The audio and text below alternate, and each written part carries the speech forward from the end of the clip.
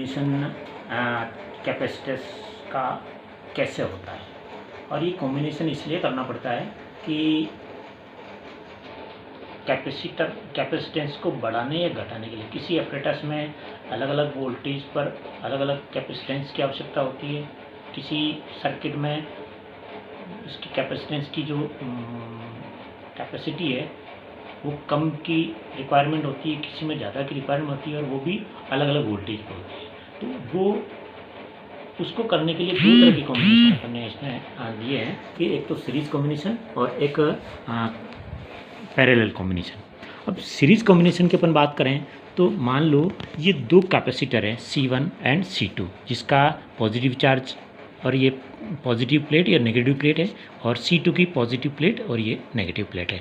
दोनों को सीरीज में ऐड कर दिया और दोनों को फिर एक लोड से जोड़ दिया, बैटरी से जोड़ दिया। तो बैटरी से जोड़ने के बाद में इन दोनों टर्मिनल्स पर जो पोटेंशियल डिफरेंस होगा वो V, और इनकी दोनों कैपेसिटर के दोनों सिरों पर, फर्स्ट कैपेसिटर के दोनों टर्मिनल्स पे जो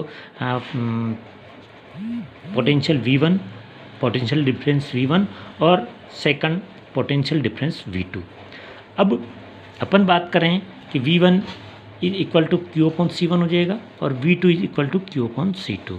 दोनों को ऐड अगर करा तो टोटल पोटेंशियल इसका हो जाएगा V1 प्लस V2, और इसको ऐड करने के बाद इस तरह से आएगा 1/C is equal to 1/C1 plus 1/C2।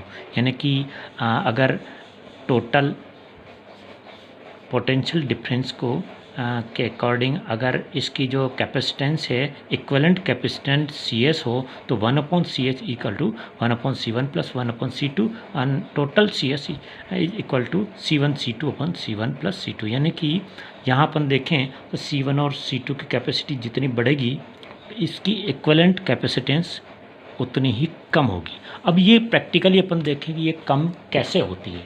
यहाँ अपन एक इलेक्ट्रिसिटी अपन पास में ला करके ये अपन ने अलग अलग देखा था कि इसका दोनों टर्मिनल्स को यहाँ अपन ये ध्यान रखना पड़ेगा कि चार्ज करने के बाद में इसमें अपन हाथ नहीं लगा सकते।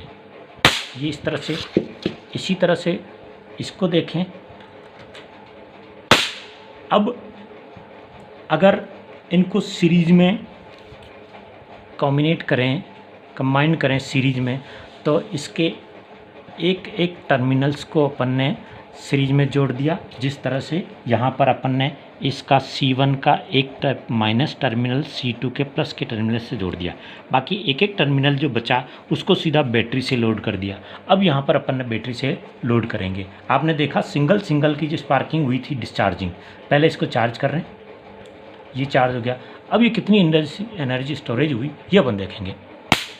ये यानी कि पहले से सिंगल वाली अपन ने देखा था कि ये अपन देखें कि सिंगल वाली का स्पार्किंग ये भी आपका उतने ही माइक्रोफेरेड का है। अब ये 36 माइक्रोफेरेड का है। ये अपन देखें ये कम स्पार्क हो रहा है, यानी डिस्चार्ज करने पर आवाज़ कम कर रहा है। इसी तरह से इसको सिंगल को हम देख रहा हूँ, ये हुआ। अब इस सीरीज में कंबाइन करने के बाद में अपन देख रहे हैं इसको, तो ये डिस्चार्ज होते समय यानी कि कम स्पार्किंग, इसकी जो वॉइस है ये कम आई, साउंड कम आया। फिर देखें अपन ये सिंगल सीरीज कॉम्बिनेट करने के बाद, कंबाइन करने के बाद, और ये सिंगल का अपन देखें कि ये ज़्यादा था, और सीरीज कंबाइन करने के बाद में अपन देख रहे हैं कि इसका स्पार्किंग डिस्चार्जिंग कम होगी। इसका मतलब अपन प्रैक्टिकली प्रूव हो गया है कि इनको सीरीज में कंबाइन करने के बाद में इसकी जो इक्विवेलेंट कैपेसिटेंस है वो लो हो जाती है, कम होती है। ये अपन ने देखा सीरीज कॉम्बिनेशन ऑफ कैपेसिटर।